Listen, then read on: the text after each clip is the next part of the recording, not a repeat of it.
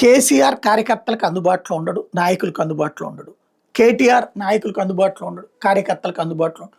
వాళ్ళు ఎవరితో మాట్లాడాలనుకుంటారో అప్పుడు వాళ్ళకి అందుబాటులోకి వస్తారు. ఎవరిని కలవాలనుకుంటారో అప్పుడు వాళ్ళకి అందుబాటులోకి వస్తారు.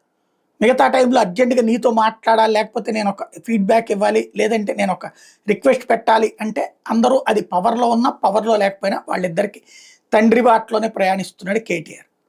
ఈ లీనియస్ని క్యాష్ చేసుకోవడానికే ఇప్పుడు కవిత తనదైనటువంటి దందా ప్రారంభించింది.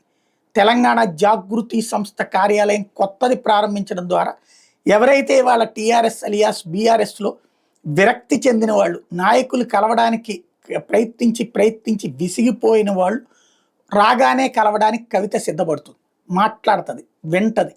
తద్వారా కొత్త తరహాలో కార్యకర్తలకు అందుబాటులో ఉండే నాయకురాలుగా ప్రూవ్ చేసుకుని జనంలోకి తనే కేసీఆర్ వారసురాల్ని తన అన్న కాదు అని చెప్పే ప్రయత్నం ప్రారంభించింది.